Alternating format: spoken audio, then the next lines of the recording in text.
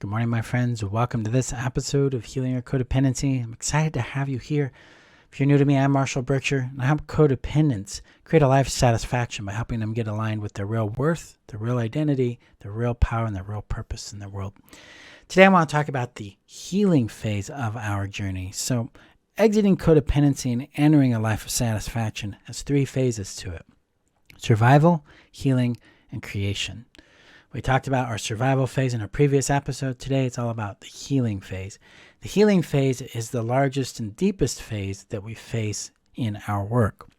It's often the one that takes the most time, the most focus, the most energy, because it's a transitory space, meaning we're moving from one thing to another. And specifically in my work, we're moving from using codependency to survive in the world into advocacy to thrive in the world.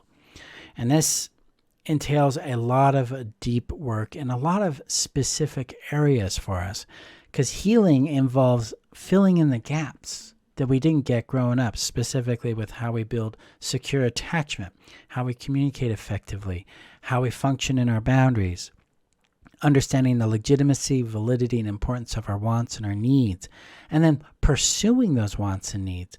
So I focus a lot on understanding ourselves so that we can grow into who we want to be, and then developing the necessary skills and experience that create the expertise that allows us to create our world, to create our experiences and our lived reality in a way that's satisfying for us.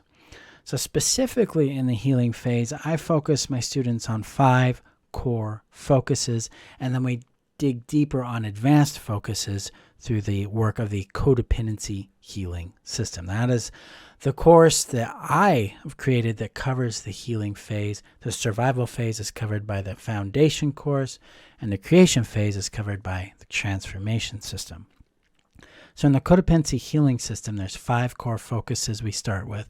First one is emotional well-being and safety. It amplifies what we learned in the foundation course, takes that deeper for us. We also begin to work with our shame and our guilt, unwinding from that shame, unblending from it, and then unblending from our guilt so we can know what's real for us rather than what we've been told is right and real for us.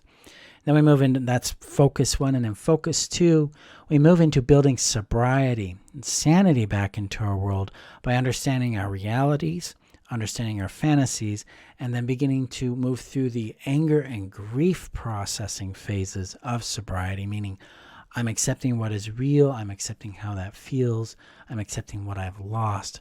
So in this process, we are deeply grieving our losses, grieving the changes, grieving the things that will not be in our world, and becoming more anchored in our trust in reality, and that we can handle reality and navigate it in an effective way that brings us what we're looking for. In focus 3, we begin to enter the world of sovereignty, our personal power, our personal action and choice, building what's called congruence, so that our intentions are communicated through our choices and actions so that we can get the results we're looking for. So we start building a very deliberate approach to our life and to our feelings, our wants, needs, and to our relationships by understanding what matters to us and then aligning our choices and actions with that value, with that principle, so that we start getting more of what we want in our world.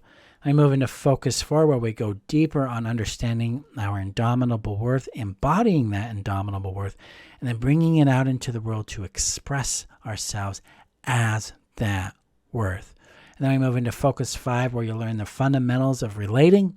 These fill in the big gaps for you that we didn't get growing up, such as value systems, operational trust, attachment systems and building secure attachment, handling conflict in ways that build intimacy, effective communication, and then we also build a biography of your relating experience so we know where you're at, what you need to work on, and what you can communicate to people that you have relationships and friendships with.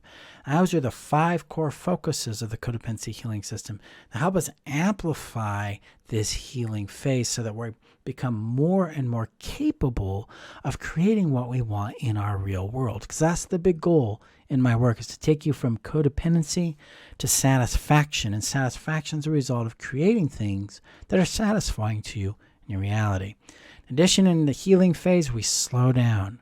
We go slowly. We learn and experience a deeper presence with our pain and with our desires. And this isn't done just on your own.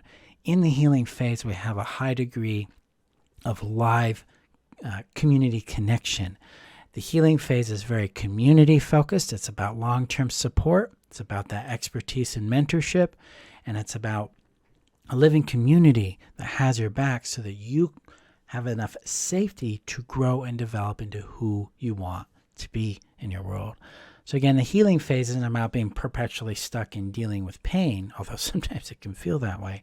It's about caring for the pain in a way that brings it to rest and creates enough safety and capacity to discover who you are beyond that pain, who you are beyond that fear, and begin to connect with your joy, connect with your satisfaction, and start to detect what really matters to you in the world so that when we enter the creation phase, you have a direction in what you want to create in. That's the beauty of it. Healing is a temporary, transitory space. That temporariness can last a while, so it can feel like a long time. But it is the middle ground between that survival and creation space in your reality. So my friends, when it comes to healing, it's about slowing down. It's about taking time and allowing our pain to be known and valued and cared for, and then allowing ourselves to share ourselves, to experience what emerges from that sharing, and to respond to that sharing effectively so that we're choosing people, places, and things that are aligned with us, and that we are rejecting people, places, and things that are not. We have to move into that choice of acceptance and rejection in order to filter our lives and direct it in a proper way where we experience the satisfaction we're looking for. So to help you start with this process, I want to give you the tool, the unblending shame identity tool. It's in the link below in the description. If you're listening via the podcast, you can go to healyourcodependency.com, go up to resources and go to healing tools. It'll be right there. This tool is a central tool to the healing process. What it does is it starts to invite you to unblend your identity from the shame that you think you are. When we're able to separate that identity, our identity from shame, we become available to knowing ourselves in a more honest, more kind, and more loving way. And that helps us begin to choose ourselves, to feel safe enough to say yes to ourselves, say no to others that don't work for us, and to start prioritizing our well-being and eventually our happiness and our satisfaction.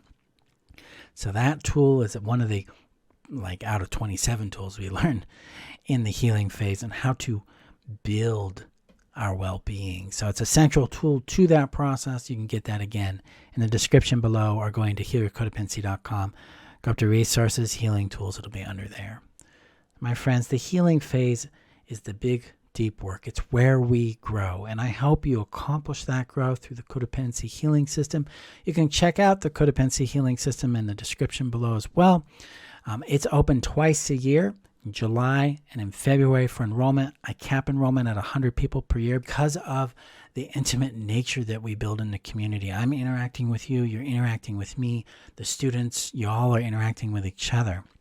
So I like to keep it small so that it is effective. So check out the link below to learn more about that. Get on the waiting list, or if we're in an enrollment period, apply and then you can join.